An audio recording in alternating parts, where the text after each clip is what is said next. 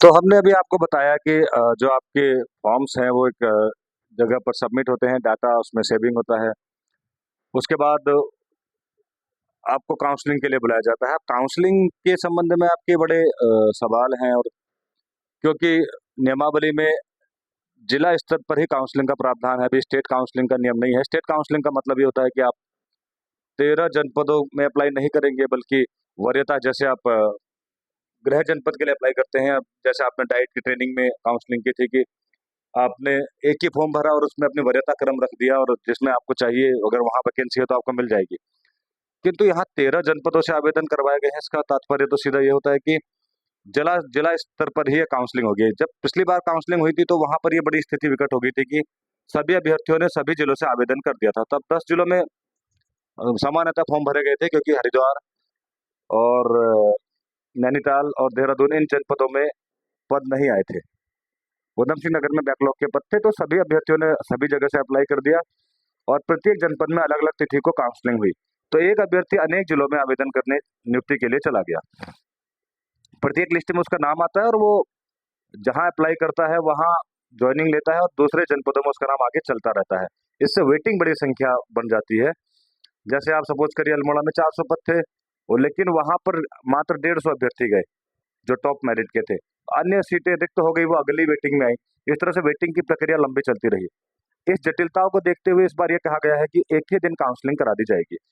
लेकिन अभी भी स्टेट काउंसलिंग का प्रावधान नहीं है, यानी कि आपने तो सभी जिलों से आवेदन कर दिया है। इसका तात्पर्य यही हुआ कि सभी जनपद को वहां पर उपस्थित होना होगा। आपका फॉर्म सबमिट हुआ है जनपद कार्यालय में। अब आप ये सोचोगे कि क्योंकि निदेशालय स्तर पर ये काउंसलिंग हो सकती थी, स्टेट काउंसलिंग, लेकिन अभी डीओ बेसिक पर हो रही है, क्योंकि भर्ती प्रक्रिया जो प्राइमरी की होती है जिला बेसिक के आधार पर ही होती है। जिला कैडर ही इसमें मिलता है।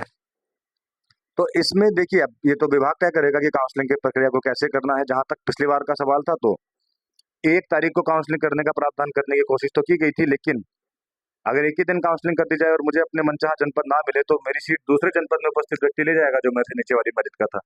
तो इसका सोल्यूशन जहां तक मैं मानता हूं यही हो सकता था कि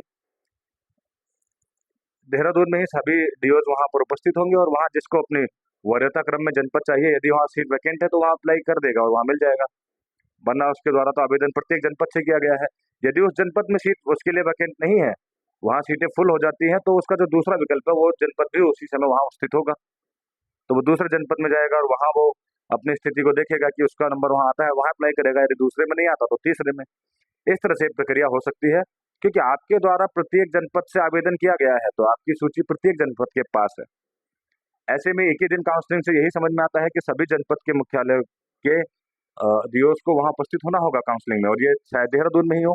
और वहां सभी जनपद अगर उपस्थित होंगे, तो आपका जो वरीयता क्रम है उस हिसाब से आपको उपलब्ध सीटों के बारे में जानकारी मिल जाएगी कि भाई इस जनपद में उधम सिंह नगर में भी 50 सीटें बची हैं, आप वहां से अप्लाई करिए। वहां सीट रिक्त नहीं है तो आप अपना दूसरा वरीयता क्रम जाइए, उस जनपद से अप्लाई करिए।